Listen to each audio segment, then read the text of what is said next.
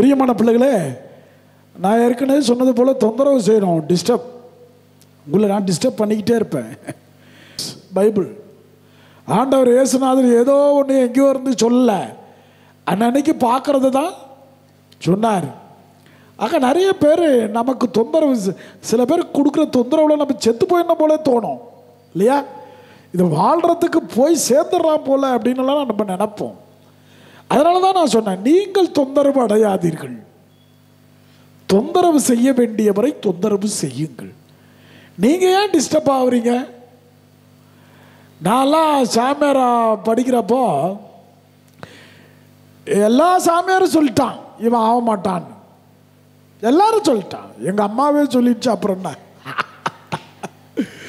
எங்கள் ஆத்தாலே சொல்லிடுச்சு, நீ ஆக மாட்டேடா, நீ குசும்பு பிடிச்சவனா, நீ ரொம்ப பஃபுன்றா, நீ ரொம்ப சிரிச்சிட்டு கிடக்கிறடா, ஒரு சீரியஸாகவே இல்லை, நீ எல்லாம் ஆக மாட்டேன் அப்படி எங்கள் அம்மாவே சொல்லிடுச்சு. ஆனால் எங்கள் அப்பா மட்டும் நான் சொன்னார், போய் ஜெபம் பண்ண அப்படின்னாரு. அந்த மாதிரி அம்மா சொன்னது ஒரு காதில் டிஸ்டர்பன்ஸாக இருக்குது. என்னடா இது இப்படி சொல்லிட்டாங்களே அப்படின்னு மனசுக்கு தொந்தரவாக இருந்தது. சரி, அவங்க தான் சொல்கிறாங்களா, கூட படிக்கிற பயலோ கூட சொல்லிட்டாருங்க, எம்ஐ எங்கள் அம்மாவை தான் ஆக மாட்டேன்னா, அவனுங்க நீ தேர மாட்டான்ட்டானுங்க. நிறைய பேர் சொல்லுவாங்கல்ல, எதுக்கு நீ ஆக மாட்ட, தேர மாட்ட அப்படின்ட்டாங்க. அது ஒரு டிஸ்டர்பன்ஸ், அது ஒரு தொந்தரவு. அப்புறம் நமக்கு சொல்லி கொடுத்தாங்கல்ல, ப்ரொஃபஸர்னு சொல்லுவாங்கள்ல, பேராசிரியர்கள், அவங்களாவது சாமியார் ஆவான்னு சொல்லுவான்னு பார்த்தா அவனும் சொல்லிட்டான், இது வெத்து வேட்டு. என்ன வேட்டு? புஸ்வானா. சிலதெல்லாம் வெடிக்காது பார்த்தியா, நிறைய கோபப்படுற மாதிரியே தெரியும் சில பேர், ஆனால் அவங்க ஒன்றுமே கிடையாது. ஆக்சுவலி இந்த கோபப்படாமல் அமைதியாக பொறுமையாக உட்காந்துக்கிறான் பார், எதுக்குமே டிஸ்டர்ப் ஆகாம, அவனைத்தான் நம்பக்கூடாது. எதுக்கெடுத்தாலும் கோவப்பட்டு கத்துறான் பேசுறாங்கன்னாக்கா, அந்த மாதிரி வீட்டுக்காரர் கிடைச்சா சந்தோஷப்படுங்க, சந்தோஷப்படுங்க. ஆஹா, கோவத்தை காமிச்சிட்டான் ஐயா, அது வரைக்கும் சந்தோஷம். சிலது காமிக்காது, அப்படியே வச்சிருக்கோம்,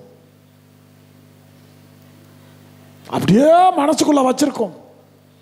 இது கூட நிறைய பேர் உங்க வீட்டில் கூட பசங்க பாருங்க, ஓடி ஆடி திரியிற பையன் தான் உனக்கு சோறு போடுவான், உனக்கு நல்ல பிள்ளை மாதிரி உமனா மூஞ்சி மாதிரி ஒன்று உட்காந்துருக்க, அது ஒன்று தெருவில் விட்டு ஓடும்.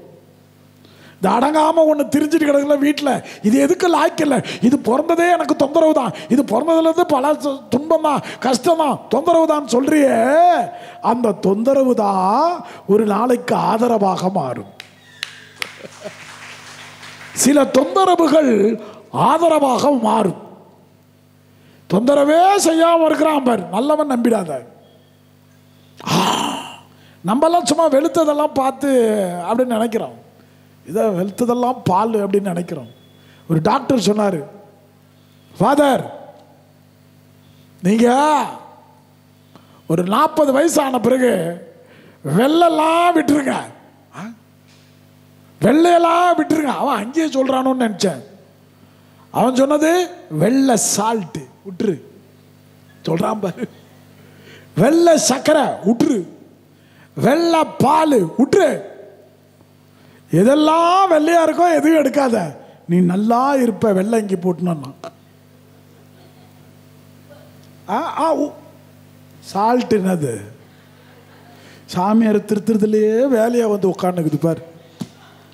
நான் சொல்லிட்டு நான் சால்ட்டுன்னு சொன்னேன்னா, உங்களுக்கு சால்ட்டுன்னா தான் தெரியும், உப்புன்னா துப்புன்னு நீங்கள், எதுக்கு அதெல்லாம் பிரச்சனை? ஆக பிரியமான, சரி விடு பரவாயில்ல. ஆக நமக்கு இந்தி அது ஓகேவா? நமக்குன்னா இந்தி தெரியல, நமக்கு டாலோ அப்படின்னாக்கா உப்பு போடுன்னு அர்த்தம். என்ன பண்ணுறது, வாழ்ந்து ஆகணுமே, எல்லாத்தையும் கற்றுக்க வேண்டியது தான். ஆக இந்த எல்லாரும் சொல்லிட்டா, ப்ரொஃபஸரும் சொல்லிட்டாரு, நீ எதுக்கும் வேலைக்கு ஆக மாட்ட, வேஸ்ட்ரா எம்ஐ, சீக்கிரமாக சின்ன வயசுலேயே போனேன்னா வேலைகளை கிடைக்கும், கல்யாணம் பண்ணி செட்டில் ஆகிடலாம், எதுக்கு நீ சாமியாரா படிச்சிருக்கிற? தொந்தரவுகள் சொல்கிறேன். நீ ஒழுங்காக போயிட்டு இருந்தாலும் உன்னை தொந்தரவு பண்ணுறதுக்கு இத்தனை பேர் வருவான். சொல்கிறல்ல, எனக்கு பின்னாடியே வரேன்டி, நான் எங்கே போனாலும் என் பின்னாடியே சுற்றுறேன், அதெல்லாம் தொந்தரவு. சில பேருக்கு சந்தோஷமா இருக்கும், ஏன் வரான் அப்படின்னுவோம். சில பேருக்கு கோபம் வரும் இல்லையா, சரி இரிட்டேஷனாக இருக்கு, ஏன் வராங்க அப்படின்னு.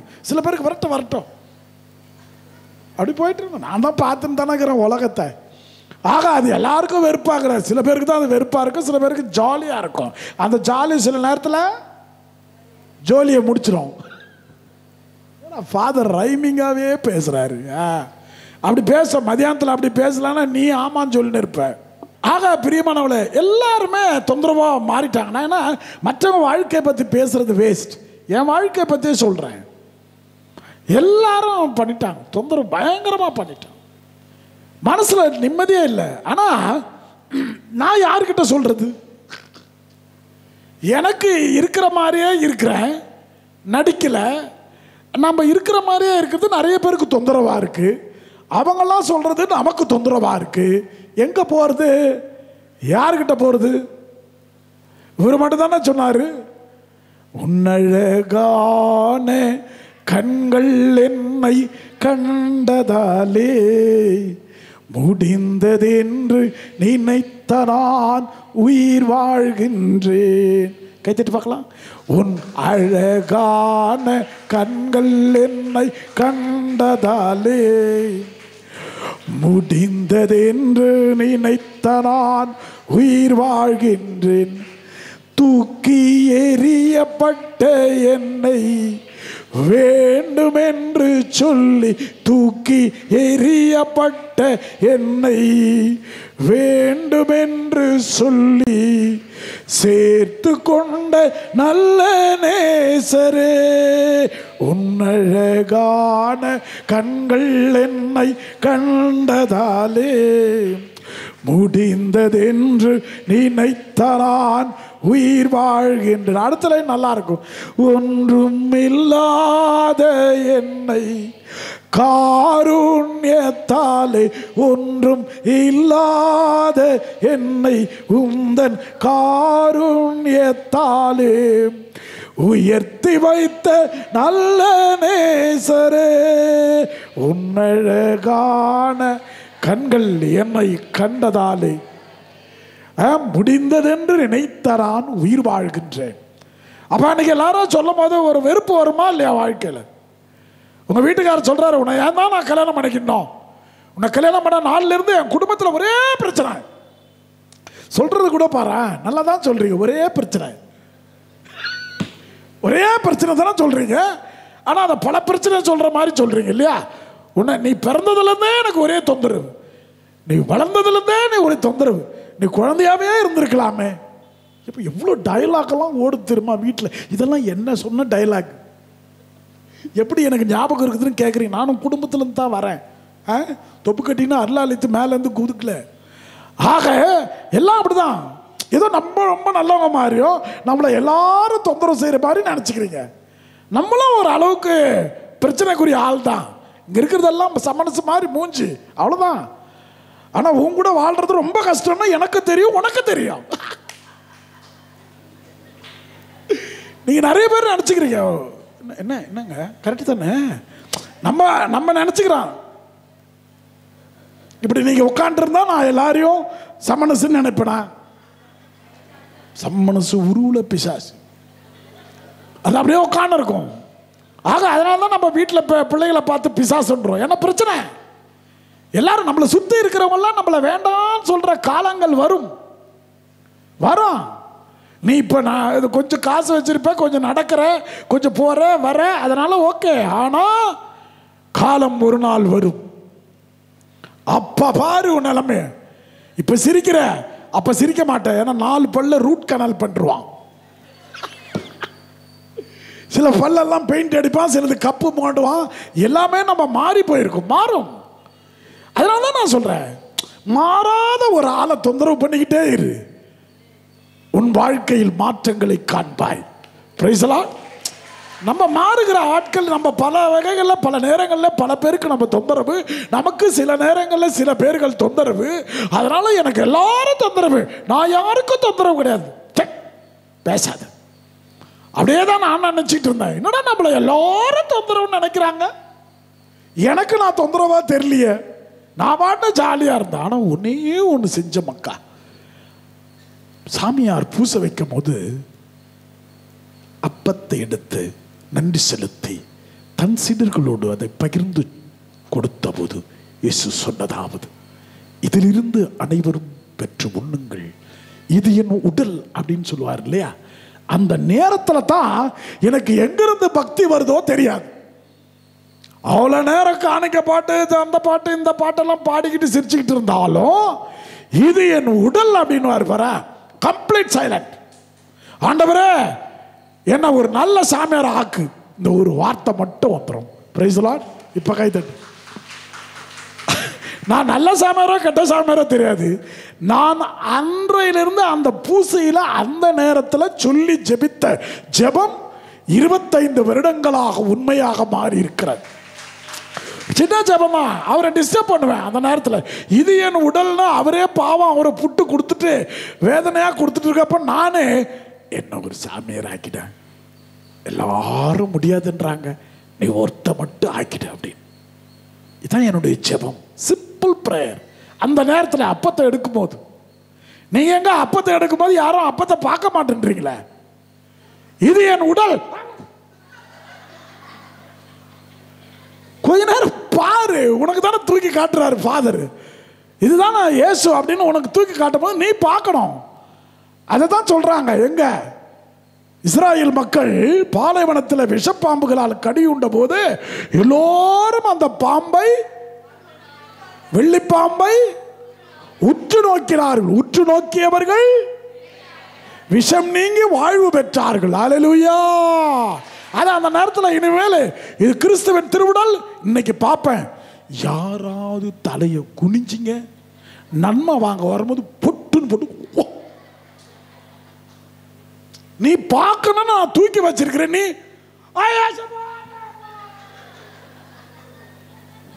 ஓவர் பக்திய நடிக்காத. உனக்கு நான் பங்கு சமையல் இல்லாத வரைக்கும் தப்பிச்சேன், இல்லைன்னா ஒவ்வொருத்தரையும் புட்டு புட்டு புட்டு புட்டு வச்சிருவேன் சும்மா. ஆகா பிரியமான பிள்ளைகளை, இந்த அழகான இயேசுநாதரை தொந்தரவு செய்தது அப்போஸ்தலர்கள் பயத்தினால் தொந்தரவு செய்தார்கள். பயம்.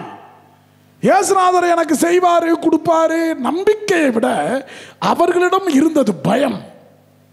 இன்னைக்கு நிறைய பேர் உங்களை தொந்தரவு செய்யறாங்கன்னா பயம். தொந்தரவு செய்யணும்ன்றது இல்லை, வர பயத்துல தொந்தரவா மாறிடுது. ஆக நம்மளை தொந்தரவு செய்ய பயத்தினே தொந்தரவு செய்கிறோம். சில நேரங்களில் தொந்தரவு கோபத்தில். இஸ்ராயேல் மக்கள் ஆண்டவரை தொந்தரவு செஞ்சது காரணம் என்ன?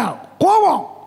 அங்க நாங்க சாப்பிட்டுருப்போம்ல, அங்க நாங்க கறி சாப்பிட்டோம்ல, அங்க எங்களுக்கு எல்லாம் கிடைச்சதில்ல, இங்க எதுக்கு போட்ட கோபம். பாருங்க, எப்பப்பெல்லாம் ஆண்டவரை தேடணும்னு பாருங்க. ஜஸ்ட் லைக் தட் அப்படின்றது மட்டும் இல்லை, கோபத்திலும் இயேசுவை தொந்தரவு செய்யுங்கள், உங்கள் பயத்திலும் இயேசுவை தொந்தரவு செய்யுங்கள். Praise the lord. ஹல்லேலூயா. புள்ள மேல கோபமா இருக்கு, ஆண்டவரே என் பையனை பார்த்தா எனக்கு கோபமா இருக்கு, அதான் எனக்கு பெரிய தொந்தரவு. இங்க சொல்லு. ஏன்னா எல்லாருக்குமே யாரும் கிடையாது.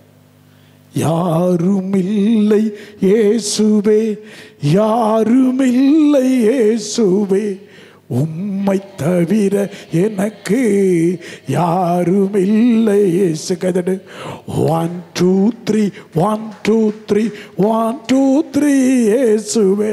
பல்லமா. யாருமில்லை இயேசுவே, யாருமில்லை இயேசுவே, உம்மை தவிர எனக்கு யாருமில்லை இயேசுவே. யாரா இருக்காங்களா? யாராவது இருந்திருந்தா நீங்க கோயிலுக்கு வந்திருக்க மாட்டீங்க. யாராவது உங்களுடைய விருப்பத்தெல்லாம் நிறைவேற்றுற மாதிரி, உங்களை தொந்தரவு செய்யாம, உங்களை கஷ்டப்படுத்தாம, உங்களை அப்படியே ராஜா மாதிரி, நான் ராஜா வீட்டு கண்ணுக்குட்டி தான், அப்படி யாராவது உங்களை தங்கத்தில் அப்படியே தட்டில் தாங்கி வச்சிருந்தா நீ தேடுவ இயேசுவ. ஏதோ ஒரு டிஸ்டர்பன்ஸ் ஆகுது, யாரோ தொந்தரவு பண்றாங்க உங்களை, ஏதோ ஒன்று தொந்தரவு பண்ணுது. இந்த பாரு, பார்வையால கூட நான் ஜெபிக்க மாட்டேன், நான் எதையும் கேட்க மாட்டேன், இயேசுகிட்ட சும்மாவே பார்ப்பேன். பாரு, விபச்சாரத்தில் பிடிப்பட்ட பெண், யோவான் 8ஆம் அதிகாரம். அவ பார்க்கிறா இயேசுகிட்ட. அந்த பொண்ணு ஏதாவது பேசுச்சு? பேசல. என்ன அருமையான ஒரு அற்புதமான ஒரு புதுமை நடக்கிற இடம். எல்லாரும் பேசுறான், இயேசு பேசிக்கிட்டு இருக்காரு, அந்த ஆட்கள் பேசிக்கிட்டு இருக்கான். அந்த பெண் மட்டும் பேசல. பாதிக்கப்பட்ட பெண்ணு பேசணுமா இல்லையா?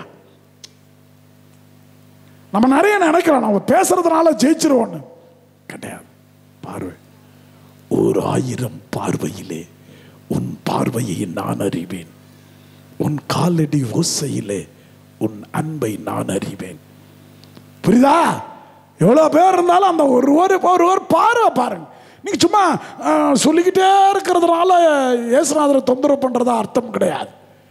பேசிக்கிட்டே இருக்கிறதுனால, அழுதுகிட்டே இருக்கிறதுனால, கத்துக்கிட்டே இருக்கிறனால, துதித்துக்கிட்டே இருக்கிறனால பார்த்தா போதும். பார்வை இயேசுக்கு ரொம்ப பிடிச்சது பார்வை. எங்க போனாலும் பார்ப்பாரு. பார்வையால தான் அவர் எவ்வளோ பேரை குணமாக்கினார். அதை அந்த பிள்ளை அதை கையில் எடுத்துக்கிச்சு. அவ்வளவு வருத்தத்தில், அவ்வளவு சோகத்தில், அவ்வளவு பயத்தில் அந்த பிள்ளைக்கு என்ன பேசுறதுன்னு தெரியல. அது இயேசுவை பார்க்கிறாள். இயேசுநாதர் ரொம்ப நேரம் பார்க்க வேண்டிய அவசியம் கிடையாது. ஒரு சின்ன பார்வை பார்த்தாரு. யார? பைபிள்ல ஒருத்தன் புலம்பி புலம்பி அழுதான். யார் அது? பைபிள் எடுத்துட்டு வரல, சொல்லு. ஒரே ஒரு பார்வை பார்த்தாரு. அந்த பார்வையில அழுது புலம்பி வடிச்சு நடிச்சு ஆளு மாறிட்டா. யாரு? பேதுரு. நீ 3 முறை என்னை மறுதலிப்பாய். ஒரே ஒரு பார்வை. ஏடா என்ன மறுதலிச்ச? நீங்க போய் கேட்கறீங்கல்ல சில பேர் போய், நீ ஏன்டா அந்த மாதிரி சொன்ன? எவ்வளவு கஷ்டமா இருந்துச்சு தெரியுமா? நீ அப்படி பேசலாமா? உன் மேல எவ்வளவு பாசம் வச்சிருக்கிற? நீ இல்லாமடா இல்லடா ஆச்சா பாச்சான்னு. என்னத்துக்கு நீ வச்ச பாசத்தெல்லாம் சொல்லி விட்டுற? நான் அடிக்கடி சொல்லுவேன், எந்த பசுமாடாது தான் கண்ணுக்குட்டிக்கிட்ட நான் உன்னை 10 மாசம் சுமந்தேன்னு சொல்லி சொல்லியிருக்கா? இல்லை சொல்லியிருக்கான்ற. அப்ப நம்மளை விட ஒரு தியாகி அந்த பன்னிக்குட்டி, நாய்க்குட்டி, பேய்க்குட்டி எல்லாம் சொல்லிடுறோமே. நம்ம சொல்லிடுறோமே. அதெல்லாம் சொல்லுதா பாத்தியா? அதுவும் தானே அவ்வளவு மாசம் சுமக்குது. என்ன யோசிக்கிறீங்களா? சொல்லுதா? செயல்ல காட்டுது இல்லையா? அதை நக்கிறதும், அதை பிடிக்கிறதும், அதை வைக்கிறதும் எவ்வளவு பாசமா இருக்கு. ஆக மனுஷன் தான் தான் செய்யறத சொல்லிடுறோம். பெண் தெய்வம். ஆண்டவர் அவ்வளோ பெரிய ஆசீர்வாதத்தை கொடுத்துருக்காரு தாய்க்கு. காரணம் என்னன்னா 57% வலி. ஆண்கள் 42 தான். அவ்வளோ வலி தான் தாங்க முடியும். ஒரு பெண் 57% வலியை தாங்க முடியும். எது? அந்த பிரசவத்தில். அவ்வளோ பெரிய தியாகி, அவ்வளோ பெரிய தெய்வம் தாய். சொல்லிடுதே, சொல்லிட்டா முடிஞ்சு போச்சே. இப்போ எத்தனை பேர் அதை சொன்னவனா அழறான்? இப்போ எங்கள் அம்மா உன்னை நான் பெக்கலடா, உன்னை கருவாட்டு கடையில் வாங்கினேன் அப்படின்னு வாங்க. நான் அப்படித்தான் தெரியுது இல்லை? எல்லாம் அந்த தூக்க மயக்கத்தில் கூட எவ்வளோ தெளிவாக பார்க்குறீங்க பாரு. ஆமாம் சாமி, நானே சொல்லலான்னு நினச்சேன், கரெக்டாக சொல்லிட்டாங்க உங்கள் அம்மா. அடிக்கடி சொல்லும் கோவத்தில், நீ என்ன வயிற்றுல பிறக்கலடா, முன்ன நான் கருவாட்டு கடையில் வாங்கினடா.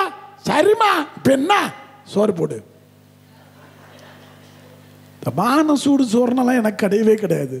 நீ என்ன வேணா பேசிக்கோ, கொடுக்க வேண்டியதை கொடு. அம்மா தானே. அப்பா கிட்ட கூட ஒரு ஜம்பம் காமிக்கலாம், அம்மா கிட்ட காமிச்சு வேஸ்ட். எல்லாரும் சரண்டர் ஆயிடணும் அம்மா கிட்ட. அப்பா கிட்ட அப்படியே முறுக்கிட்டு நிக்கலாம். நில்லு. அம்மா கிட்ட வேஸ்ட். என்ன மெயினே சோறு தானே. அம்மா கிட்ட முறைச்சிக்கிட்ட சோறு கிடையாது பாய்களா. அதுக்காவது பேசி ஆகணும். அப்பா ஓகே, நான் தின்னா தில்லனா கூட சில நேரத்தில் கவலை இல்லை, அது தின்ட்டு போயினா இருக்கும். ஆக பிரியமான பிள்ளைகளை, அந்த அருமையான பெண் பார்க்கிறாள், இயேசுவும் பார்க்கிறார். பார்க்கணும். நீங்க அந்த வேதனையில் சில பேர் நம்ம மரணத்தில் போயிட்டு நீங்க கவலைப்படாதீங்க, நான் இருக்கிறேன். நீ இருக்கிறது தான் கவலையே. மரண நேரத்தில் நீங்கள் போய் சொல்லுவீங்கல்ல சில பேருக்கு வீட்டில் போயிட்டு, கவலைப்படாதீங்க நான் இருக்கேன், நான் ஜெபம் பண்ணிக்கிறேன். அதாவது சாவுகிராக்கி இன்னொரு சாவுகிராக்கிக்கு ஆறுதல் சொல்லுது. எனக்கு ஆச்சரியமா இருக்கும் தான். சாவுலலாம் ஒருத்தர் சொல்லுவாங்கல்ல, இது என்னைக்கு சாவ போதோ இது அதுக்கு ஆறுதல் சொல்லுது. நம்ம வாழ்க்கை பாரு, சாவ போறவன் செத்தவனுக்கு ஆறுதல் சொல்லுகிறான். அந்த மாதிரி ஒரு உலகத்தில் அர்த்தமே புரியலைங்க. சில நேரத்தில் நம்ம செய்யறது என்னன்னு தெரியல இல்லையா? அதே மாதிரி தானே ஆஸ்பத்திரியில் வந்து கேட்பீங்க, நல்லா இருக்கிறீங்களா? யாரு? ஐசியூவில் படுத்துனுங்கிறவங்கிட்ட நல்லா இருக்கிறீங்களா? நம்மள மாதிரி மோசமான வாயு உள்ள பிராணி இந்த உலகத்தில் எதுவுமே கிடையாதுங்க, எதுவுமே கிடையாது. அப்பதான் சாப்பிட்டு வரான், கல்யாணம் விருந்து அப்பதான் சாப்பிட்டு முகப்பேர் வெஸ்ட்ல அந்த மண்டபத்தில் கீழே சாப்பிட்டுட்டு வரான். இது சாப்பிட போகுது உள்ள. சாப்பிட்டீங்களா? என்னத்துக்குடா அந்த கேள்வி? சில நேரத்தில் டாய்லெட்லேருந்து வருவானுங்க, சாப்பிட்டு போயிட்டு சாப்பிட்டீங்களா அவங்ககிட்ட போய் கேட்டுக்கிட்டு, என்ன மனுஷன்டா இவன், நாகரிகமே தெரியாம பேச்ச பாரு. அவன் மண்டபத்திலேருந்து நல்லா தின்னுபிட்டு என்ன சாப்பிட்டீங்களா? எனக்கு இந்த குண்டக்க மண்டக்க கேள்வி கேட்கறவனை பார்த்தா அப்படியே ஏதாவது ஒன்று கேட்கணும், ஏதாவது ஒன்று பேசணும்னு சொல்லிடுறது. ஆக யோசிக்கணும், இது நம்ம பேசலாம். அந்த பெண்ணு பாரு, இந்த இடத்துல நான் பேசக்கூடாது முடிவு பண்ணா, இயேசுவுக்கு தெரியும் நான் ஏன் நிற்கிறேன் என்று, அவர்களுக்கும் தெரியும் நான் ஏன் நிற்கிறேன் என்று. நான் ஏன் நிற்கிறேன் என்று எதற்கு இயேசுவிடம் சொல்ல வேண்டும்? அவருக்கு தெரியாதா? அப்படின்னு ஒரு பாச பிணைப்புல அவள் இயேசுவை பார்வையாலே தொந்தரவு செய்கிறாள். சில பேர்லாம் சொல்லுவாங்க, எங்க அப்பாலாம் அடிக்க மாட்டாரு, ஆனா அவர் பார்த்தாலே போதும், அப்படியே 10 அடி வாங்கினதுக்கு சமம். பார்த்துருக்கிறீங்களா? அந்த மாதிரி சொல்ல கேள்விப்பட்டிருக்கிறீங்களா? நீங்க 20 அடி உன் பையனை அடிச்சாலும் ஒன்றும் இல்லை, அவங்க அப்பா ஒரு பார்வை பார்த்தா போதும் சுருண்டு உக்காந்துக்குவாங்க. அந்த பார்வைக்கு 1000 அர்த்தங்கள் உண்டு.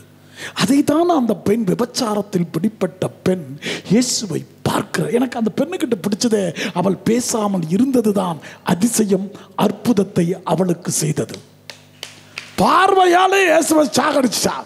பார்வையால நீ தான் மன்னிக்கணும், நீ தான் ஏத்துக்கணும், நீ தான் எனக்கு சப்போர்ட்டு, நீ இல்லைன்னா நான் எங்க போறது, அதான் உங்ககிட்ட வந்திருக்கிறேன் அப்படின்னு நீங்க ஜெபமே சொல்லாதீங்க. சில நேரத்தில் அந்த இயேசுவை மட்டும் உற்றுப்பார். சிலுவையில் தொங்கும் இயேசுவை பார், திரு ரத்தம் சிந்தும் தேவனை பார். மரணத்தில் கூட நம்ம பேசக்கூடாது, அவங்க பக்கத்தில் போய் நின்று அவங்கள பார்த்தா போதும்.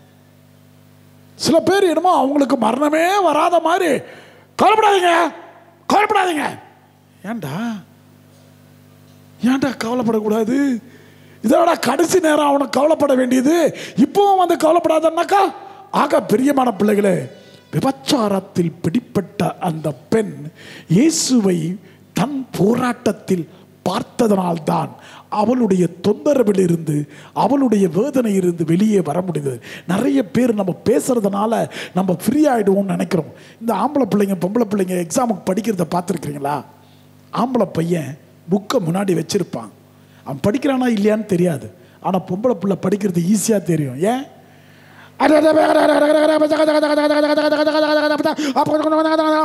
எனக்கு வரும் ஆத்திரம். அவனும் மனுஷன் தான், நீயும் மனுஷன் தான்.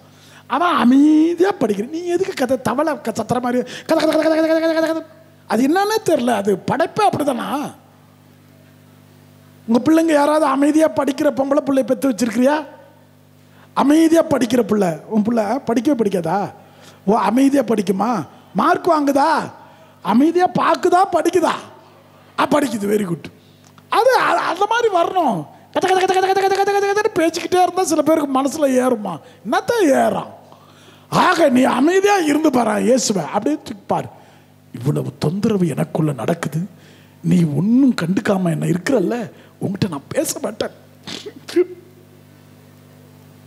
அப்படியே பார்த்து 2 சொட்டு கண்ணீர், உன்னுடைய பிரச்சனை ஓவர்.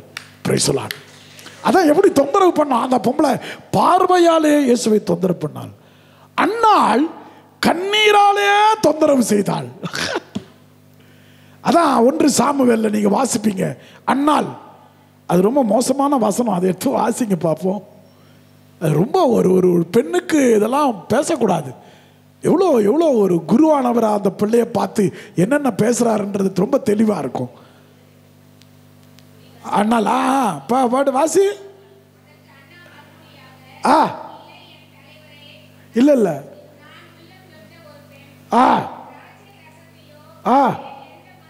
சரி, அந்த சாமியார் என்ன சொன்னார் முதல்ல? அவர் திட்டுவார் பாருங்க. எவ்வளவு நேரம் நீ குடிகாரியா இருக்கிறாய்? யாரு? ஜெபம் பண்ணிக்கிட்டு இருந்த பிள்ளைய பார்த்து, கோயில்ல ஆண்டவர்கிட்ட போராடிக்கிட்டு இருந்த பிள்ளைய பார்த்து, கண்ணீர் வடிக்கிறத பார்த்து சாமியார் பின்னாடி இருந்து பார்க்கிறாரு. அந்த பிள்ளை எப்படி ஜெபிக்குது? இப்படி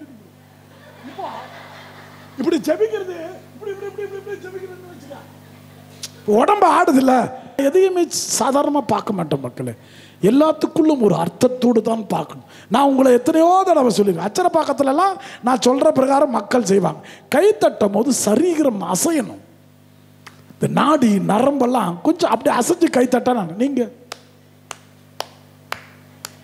நேத்துக்கு காக்கா ஓட்டுற அந்த கைத்தட்டல ஒரு வலி, ஒரு துடிப்பு, ஒரு குதித்தல், ஒரு மகிழ்ச்சி, அதெல்லாம் இருந்தாதான் ஏசப்பாவுக்கு ஸ்தோத்திரமாக மாறும். Praise the lord. ஹல்லேலூயா. ஆக இந்த இடத்துல அந்த பெண்ணை தொந்தரவு செய்கிறாள் பார்வையாலே. அண்ணால் பாருங்க, குடிகாரி. எவ்வளவு காலத்துக்கு அந்த பிள்ளைய பத்தி உனக்கு தெரியாது, நீ எவ்வளவு காலத்துக்கு குடிப்ப. இப்ப நிறைய பேர் சொல்லுவாங்க உங்களை, ஏய் உனக்கு பூசிக்கு போறது ஒரு நோயா மாறிடுச்சு, உனக்கு ஜெபம் செய்யறது ஒரு போதையா மாறிடுச்சு அப்படின்னு உங்களை சொன்னது இல்லையா யாரும்? என்ன சொல்லியிருக்கிறாங்க? ஏன்னா உனக்கு உடம்பு சரியில்லையா, அடங்காண்டா, உனக்கு பிரசங்கம் வைக்கலன்னா உன் போதை தீராது போலக்குது சொல்லுவானுங்க. பிரசங்கம் வைக்கிறது என் போதை. Price the Lord. நான் அதுக்கு அடிமையாக்கி விட்டேன். பேசாம இருக்க முடியாது என்னால. ஆண்டவருக்கு பேசினாதான் பிடிக்கும். பேசுறாரு பாரு, சாமுவேல் சாமுவேல் கூப்பிட்டாரா? பதில் சொன்னானா? அவனை பேசுற வரைக்கும் விடல பாரு ஆண்டவர். கைத்தட்டி கர்த்தரை மேம்படுத்தும். பேசுற வரைக்கும் விட மாட்டேன்றார். இன்னைக்கு உங்களை ஆண்டவர் அப்படிதான் தொந்தரவு செய்வார். பேச என்கிட்ட, என்ன தொந்தரவு செய், என்ன டிஸ்டர்ப் பண்ணு, பிகாஸ் என்னால மட்டும்தான் உன் பிரச்சனையை தீர்வு காண முடியும். Price the Lord. வேற யாரால முடியாது. நீ உம்மனா மூஞ்சி மாதிரி உட்காந்துக்கோ, நீ என்ன வேணா பண்ணிக்கோ, ஆனா உன்னால முடியாது. நீ எந்த தொந்தரவு செய், உன் தொந்தரவை நான் நிரந்தரமாக நீக்குகிறேன். Price the Lord. அதனால தான் அந்த பொம்பளை பிள்ளை அப்படியே பார்க்குது. இயேசுநாதர் பார்க்கிறாள், இந்த பெண்ணிடம் பாவம் ஒன்றும் காணவில்லை. யார் பாவம் செஞ்சேன்னு சொல்றீங்களோ, பாவம் செய்யாதவனோ கள்ளத்துக்கு போட்டு போயிட்டாரு. அப்படியே வாயடிச்சா இருப்பார். பேசுறவன் வாயை மூடுவார். சில நேரங்களிலே அமைதியாக ஜெபிக்க கற்றுக்கொள்ளுங்கள். எப்ப பார்த்தாலும் அப்படியே தவக்கலை பத்தியா, நுழலும் தன் வாயால் கெடும். நான் நிறைய நேரம் நிறைய ஜெபம் சொல்லவே மாட்டேன். எனக்கு என்ன ஜெபம் பண்றதுன்னு தெரியல. அருங்குடை இல்லத்துல தியானம் நடத்திக்கிட்டு இருந்தேன் இல்லையா, அந்த நேரத்தில் நற்கரண ஆசீர்வாத நேரத்துலலாம் நான் அதை பிடிச்சிக்கிட்டு நான் எதுவுமே ஜெபிக்கிறது இல்லைங்க. சும்மா அது மேலே சாஞ்சிக்கிட்டு இருப்பேன், அவ்வளோதான். அதுக்கு மேலே சாஞ்சிக்கிட்டு இருந்தேன், அவ்வளோதான். நான் இதுக்கு மேலே நான் என்ன கேட்கறது? சரி என்ன கேட்கணும், நான் எனக்கு என்ன வேணும் தெரியல. எனக்கு சில நேரங்களில் தெரிய மாட்டேங்குது எனக்கு என்ன வேணும், நான் என்ன கேட்கணும், நான் யாருக்காக ஜெபிக்கணும், எதுக்காக ஜெபிக்கணும். ஏன்னா எனக்கு என்ன வேணுன்றது என் மனசுக்குள்ளே ஓடுறது உனக்கு தெரியாதா? அதை நான் திரும்ப சொல்லணுமா? நான் சொல்லணும்னு எதிர்பார்க்கிறேன். அப்ப நீ ஏன் என்ன பையனுக்கு சொன்ன? பழைய ஏற்பாட்டில் என்ன உடன்படிக்கை சொல்லுங்க பாப்பா? மக்களா இருப்பு. புதிய ஏற்பாட்டில் நான் தந்தை, நீங்கள் என் பிள்ளைகள். என்ன ஒரு உறவு பாருங்க. எப்படி அப்படியெல்லாம் பண்ணிட்டு பிள்ளைய பிச்சை கேட்க விடுவார் ஆண்டவர்? பிச்சை பிச்சை கேட்க விடுவாரா? நம்ம தான் தப்பு தப்பா கடவுளை புரிஞ்சுக்கிட்டு பாட்டே சொல்றது. பரமண்டலங்களை விண்ணகத்தில் இருக்கிற எங்கள் தந்தையை ஜெபம் எப்படி சொல்லுவீங்க? எப்படி சொல்லுவீங்க? அப்படி சொல்லணும் இல்ல, எப்படி சொல்றீங்க?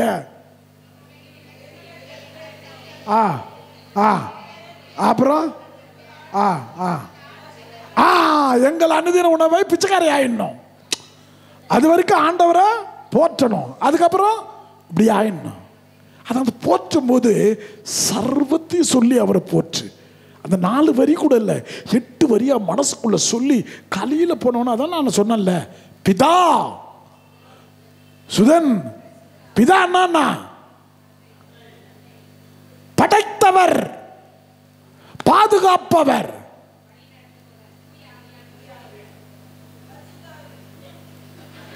பரிசுத்தாவிக்கு என்ன? பலம் தருபவர். பத்தியா, என் பலன் அதை தாக்குச்சு. அது மாதிரி பலம் தருபவர். இந்த ஷோல்டர்னால பலம், தோல் வலிமைன்றோம் இல்லையா? அதான் இன்னைக்கு பிதாசுதனாலே பேயை ஓட்டலாங்க. இப்போ நான் ஒரு பிதாசுரம் போட்டால் இங்கே பேய் ஓடும். இப்போ அலறிக்கிட்டு ஓடும் பாரு. போட்டா இவ்வளோ பேர் பேயா இருந்தால் நான் எல்லாரையும் விரட்டிட்டு நான் யாருக்கு ப்ரேயர் பண்ணுறது? ஆக பிதா என்பவர் படைத்தவர், பாதுகாப்பவர், இது பலன் தருபவர். பாப்பா பா பா பா பா பா. இது விஷயம் தெரியாமையே சிலது பிதாசுரம் போட்டுனுக்குது,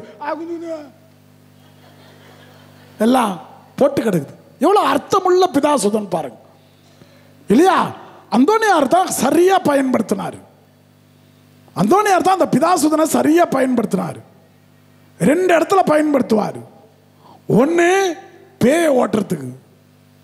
அவர் பிதாசுதன் மட்டும், ஐயோ ஆண்டவரே அந்த பேய்களை ஓட்டம், அசுத்த ஆவிகளை ஓட்டம், ஓடன ஆண்டவரே அப்படிலாம் ஜெபம் பண்ணல. அவரு பிதாசுதன் தரையில வரையவார். தரையில பிதாசுதன் போட்டாலே அதிலிருந்து புறப்படுகிற நெருப்பு சாத்தானை அழித்ததாக அவருடைய சரித்திரம் சொல்லுகிறது. Price the Lord. அதே மாதிரி ஒருத்தன் சாப்பாட்டு கூப்பிடுவான். இது எத்தனை பேர் பொய் சொல்லக்கூடாது? மத்தியான நேரம் எனக்கு ரொம்ப கோவம், இயேசு உயிர் விட்ட நேரம், 3 மணிக்கு இயேசு உயிர் விட்ட நேரம். இந்த நேரத்தில் ஏன் உயிரை எடுத்துடாதீங்க? கரெக்டாக கேட்கறதுக்கு மட்டும் பதில். எத்தனை பேர் சாப்பிடும்போது பிதாசுதன் சாப்பாட்டுக்கு மேலே போட்டுட்டு சாப்பிட்றீங்க? பொய் சொல்லாமல் பொய் இவ்வளோ பேர் பொய் சொல்கிறாங்கப்பா. வீட்டை விட்டு கிளம்பும் போது, வண்டியில் ஏறும் போது, கேஸ் அடுப்பை பற்ற வைக்கும் போது, எல்லா நேரங்களிலும் அதான் சிலுவை அடையாளம். அது ரொம்ப பவர்ஃபுல். ஒருத்தன் அந்தோனியாரை விருந்து கூப்பிடுறான். விருந்து கூப்பிட்டு அதுக்குள்ள விஷத்தை வச்சிட்டான். பெரிய போதகர் அந்தோனியார். அந்தோனியாரை முடிச்சா கிறிஸ்தவனை முடிச்ச மாதிரி. ஆகவே அந்தோனியார் மீது பொறாம வந்து, அந்தோனியாரை ஒரு நாள் விருந்து வைக்கிறேன் அப்படின்னு கூப்பிடுறான். அதனால தான் நான் எந்த வீட்டுக்கு விருந்துக்கு போறது கிடையாது. அதில் பாசத்தை போடுறானா, பாயாசத்தை போடுறானா, எதை போடுறான்னு நமக்கு தெரியாது. அவன் பாட்டு ஏதாவது செஞ்சு வச்சிருவான். அதனால் அது எனக்கு யார் வீட்லையும் சாப்பிட முடியாது. ஏன் குடல் அந்த மாதிரி, அது வேற விஷயம், நீ வேற. அதனால் போகிற அந்தோனியாருக்கு விஷயம் தெரியும். அவன் விஷம் வச்சுட்டான்றதும் தெரியும் அந்தோனியாருக்கு. இருந்தாலும் அதை காமிச்சிக்கல. நேராக போகிறாரு. பிதாசுதன் பரிசுத்தாய் போட்டு அவர் பாட்டு மென்று தீர்த்துறாரு. 4 எலும்பு எடுத்து, நல்லி எலும்பு எடுத்து நறுக்கு நறுக்கு நறுக்கு நறுக்கு கடிச்சார். ஆமாம், இவர் போய் பார்த்தாருன்னு சொல்லக்கூடாது. புரியுதா? இங்கே சில பேர் அப்படி தான் இருப்பீங்க. நான் அப்படியே கற்பனையாக சொல்லுவேன். ஏசுநாதர் அங்கே போதிக்க வந்தார். மாதா பட்டு புடவை கட்டிக்கிட்டு 4 முழம் பூவை வச்சுக்கிட்டு, மல்லிப்பூங்க ஒரு ரோஜா பூ வச்சுக்கிட்டு, புடவை எடுத்து சொருவிக்கிட்டு கட கட கட கட கட கட கட ஓடி போய் தன் புள்ள பிரசங்க வைக்கிறத பார்த்துச்சு. இப்படி செஞ்சது எங்கள் அம்மா. அதனால நான் அதை மாதாவுக்கு போட்டு சொல்லுவேன். மாதாவுக்கு போட்டு சொல்லுவேன். இருந்திருக்க பட்டு புடவை இல்லைனாலும் ஒரு நல்லா ட்ரெஸ் பண்ணிக்கிட்டு பப்ளிக்கில் போகிறோம். நம்ம புள்ள அங்கே பிரசங்க வைக்குது. பிள்ளை என்ன பண்ணிருக்கலாம்ல? ஏங்க கற்பனை பண்ணுங்க. அதை தாங்க நீங்கள் அப்படியே வாசிக்காதீங்க தயவு செஞ்சு. நடந்ததெல்லாம் விவிலியத்தில் எழுத முடியாதுன்னு யோவான் சொல்லிட்டார். பார்த்துருக்கிறீங்களா? நடந்த சம்பவங்கள் எல்லாம் நான் எல்லாத்தையும் எழுத முடியாது, ஷார்ட்டாக பண்ணியிருக்கிறேன். பைபிள்ன்றது ஷார்ட் தான். அதில் நிறைய இருக்கு. அதை நம்ம எடுத்துக்கணும். அதுக்குள்ள அதெல்லாம் ரீட் பிட்வீன் த லைன்ஸ் அப்படின்னு சொல்லுவாங்க ஆங்கிலத்தில். Read between the lines. இந்த லைனுக்கும் அந்த லைனுக்கு நடுவில் ஒரு லைன் இருக்கு, அதை வாசி. அதுதான் அர்த்தம். பைபிள் எல்லாம் வந்து அந்த ஒரு வசனத்தை மட்டும் வைக்கக்கூடாது. அதுக்கு முன்னாடி என்ன சொல்லியிருக்காரு, அதுக்கு பின்னாடி என்ன சொல்லியிருக்கு, அப்போ நடுவில் அதனுடைய அர்த்தம் என்ன, அப்படி வாசிக்கணும். அதான் பைபிள். நீ எவனோ ஒருத்தர் பொண்ணு பார்க்க போனானா, கிளி ஜோசியம் பார்ப்பீங்களா, வீட்டில் வச்சிருக்கிறீங்களா கிளி ஜோசியம்? இந்த சின்ன சின்ன அட்டை மாதிரி வச்சிருப்பீங்களா பைபிள் வசனம், டெய்லி எடுத்து ஒன்று கிளி ஜோசியம். அதுக்கு நான் வச்ச பேர் கிளி ஜோசியம்.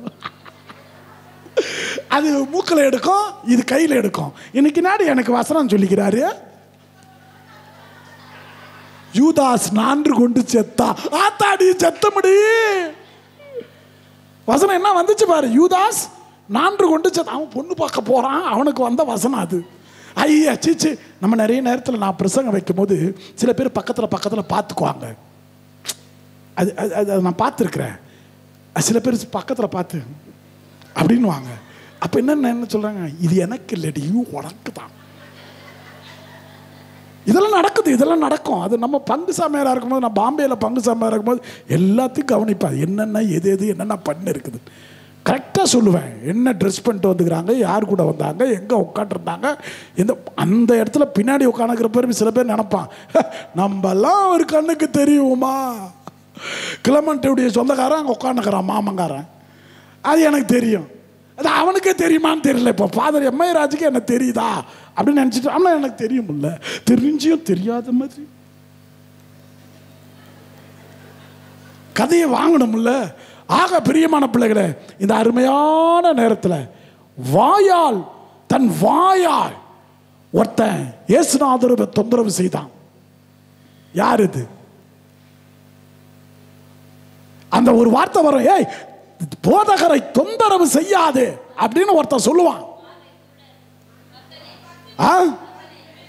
பார்த்தலமேயு. அவன் பார்க்க தெரியாதவன், அவன் பேர் பார்த்தலமேயு. அவன் பார்க்காதவன், அவன் பேர் பார்த்த மேயு.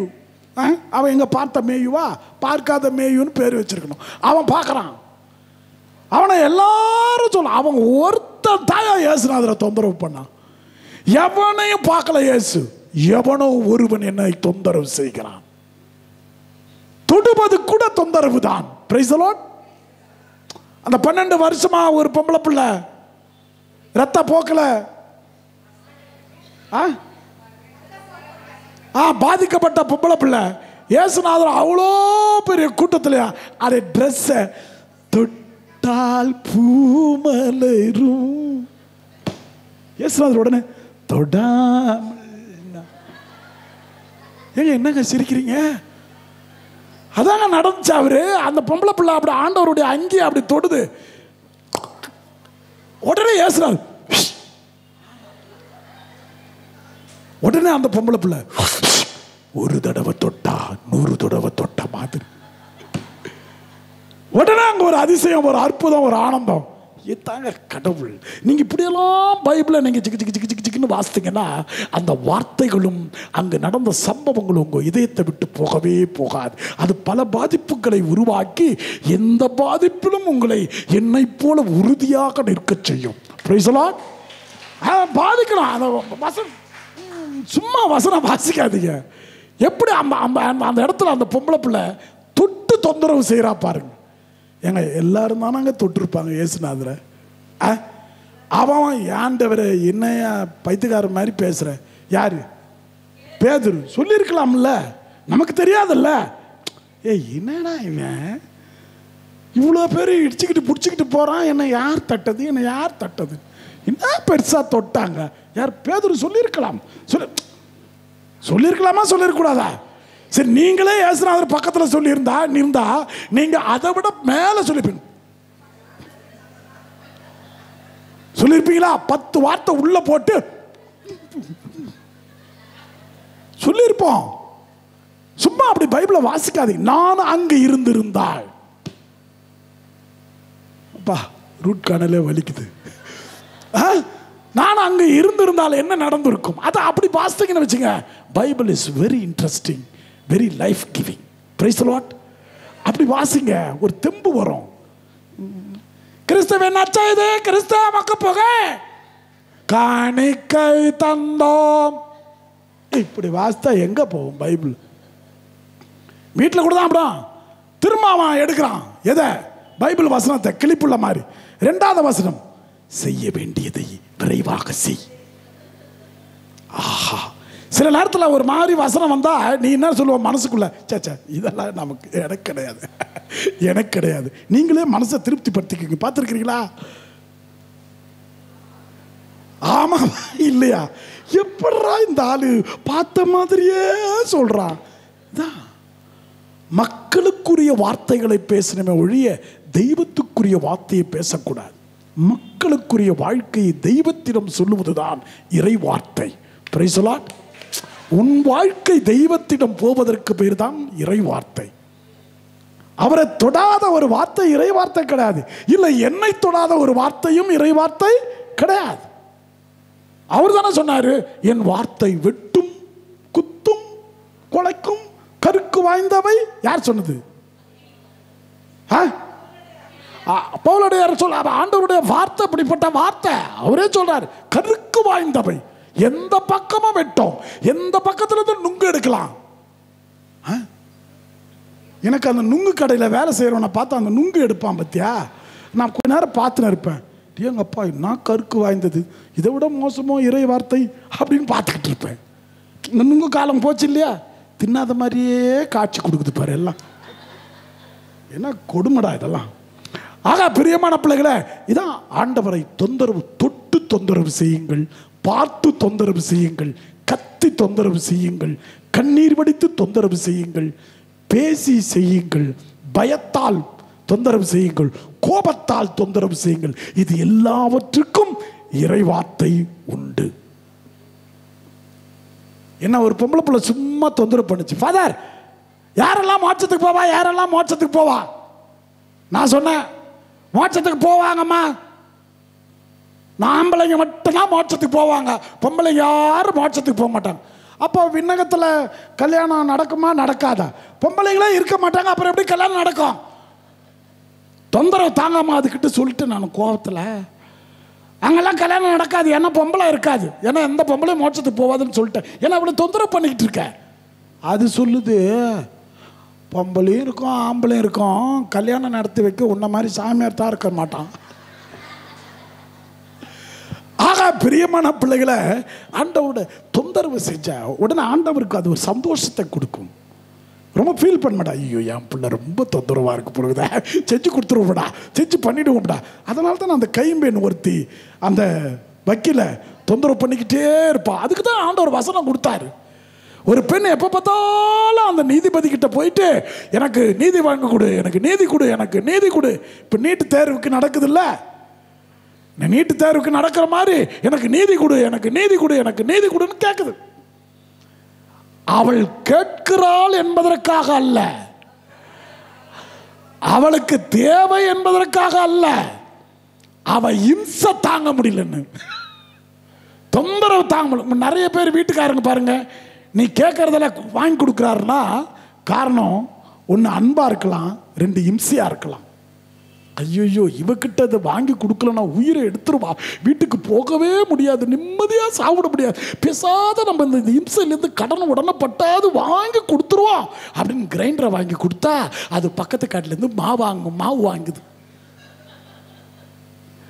அதுக்கு கிரைண்டர் வேணும், கிரைண்டர் வாங்கி கொடுத்தா அது மாவு வாங்குதுன்னா அதுக்கு பேர் என்னது? ஏன்னா இல்லை இது கிரைண்டரா மாறப்போகுதுன்னு அர்த்தம் சைஸ்ல. ஆக பிரியமான பிள்ளைகளை பாருங்க, எல்லாத்திலும் லைஃப்பும் பைபிள் வசனமும் ஒன்னா போவோம். நீங்க நல்லா யோசித்து பார்த்தீங்கன்னா அதை தனி இது தனின்னு பார்க்காதீங்க. கரெக்ட். இயேசுநாதர் வாழ்க்கையை பார்த்து தான் வார்த்தைகளை விட்டார். Price the Lord. அன்னைக்கு இருந்த வார்த்தை வாழ்க்கையை பார்த்தா, வானத்து பறவையை பாடுறா, பாடுறா, அந்த காக்கா குருவியை பாடுறா, பாடுறா. யாராவது பார்த்தீங்க? திமிரு பிடிச்சவங்க பார்க்க மாட்டீங்க. அன்னைக்கு அவன் பார்த்தான். இயேசுநாதர் சொன்னார், இங்க பாரு வானத்து பறவையை பார். இப்படிதாங்க பேசினார் இயேசுநாதர். இந்த வசனத்தை தூக்கிட்டு 2ஆம் வசனம் வானத்தை பார், பறவையை பார், அதை பாரெல்லாம் சொல்ல, வானத்து பறவைகளை பாருங்கள். அது விதைக்குதா? இல்லை. அறுக்குதா? இல்லை. நான் சோறு போடுறல்ல, உனக்கு போட மாட்டேன். எவ்வளோ எப்படி எப்படி எப்படி வாழ்க்கையும் அதையும் எப்படி பிணைச்சு பேசுகிறாரு. அப்படியே கடற்கரை ஓரமாக பார்க்குறாரு. என்னடா வலை, மீன் கிடைக்கலையா? என்னடா நீங்கள் எங்கடா போட்டீங்க வடையை? அவ்வளோ தூரம் போட்டோம். டேய், நைட்டில் மீன் அந்த ஆழத்துக்கு தாண்டா போவோம், போடா அங்கே அங்கே போடுறா வலையை, போடுறா. அவன் போட்டு இழுத்து தடி நிறைய வந்துருச்சு. மீனவனுக்கு என்ன நினப்பு? நமக்கு தெரியாதா, நம்மளே ஒரு மீனவன், இந்த ஆள் ஒரு யூதன், இவனுக்கு என்ன தெரியும் கடலை பற்றி அப்படின்னு எவனும் நினைக்காததனால தான் ஆசீர்வாதத்தை பெரும்பாரியாக பெற்றார்கள். Price the Lord. அதான் ஆண்டவர் சொல்ல, சும்மா வந்து உட்காராத, ஆழமான விசுவாசத்தோடு பேசிப்பார், கேட்டுப்பார், தொந்தரவு செய்துப்பார், அதிகமான மீன்பாடுகளை காண்பாய். Price the Lord. அதனால உன்னை விட்டா யாரும் இல்லை ஏசப்பான்னு ஒரு பாட்டு வேற இல்லையா? அதை பாட்டு உன்னை விட்டா வேற யாரும் இல்லை. உங்க கிருபைதான் என்னை தாங்குகின்றது, உன் கிருபைதான் என்னை நடத்துகின்றது. அதான், உங்க கிருபை இல்லாம வாழ முடியாதையா. நான் நிற்பதும் நடப்பதும் உங்க கிருபைதான். முடியாதையா, வாழ தெரியாதையா. நான் பண்ணிடுவேன், நான் செஞ்சிருவேன், நான் வாழ்ந்துட்டேன், போயிட்டேன். அதுவும் 40-50 வயசுக்கு மேலே 51வது வயசுல கால் எடுத்து வச்சுட்டேன்னா போனஸ்.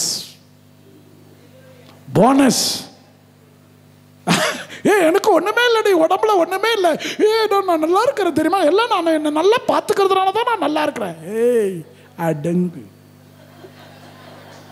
அடுத்தது ஒரு கொரோனா வருது, சொயின்னு மூக்கில் விட்டுன்னு வச்சுக்கோ, சுவாசம் வராது, பொட்டுன்னு போயிடுவேன், அமைதியா இரு. ஆடாதடா கண்ணான்னு சும்மா அடங்கிடுவேன். அதனால பிரியமானவர்களே, 51 வயசு ஆச்சுன்னா ஏசப்பா ஸ்தோத்திரம். 70 வயசுன்னா ஐயோ நீ ஏற்கனவே மோட்சத்தில் இருக்கிற. 75க்கு மேல கீழே போயிடுவேன் பூமி கடியில். இப்ப சேரெல்லாம் கீழே பூமி பேசுது உங்ககிட்ட, எப்படி வரப்போற கீழே?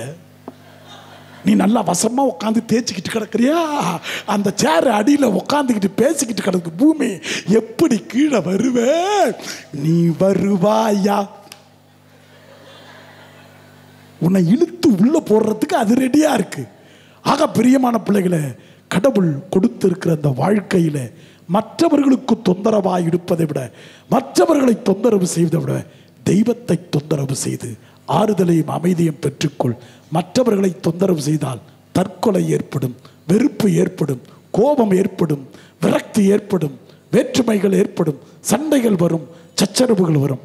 என் தெய்வத்தை தயவு செய்து தொந்தரவு செய்து அமைதியையும் ஆறுதலையும் பெற்றுக்கொள்ள அனைவரும் முழந்தால் படியிட்டு ஆராதனைக்குள்ளே நுழைவோம்.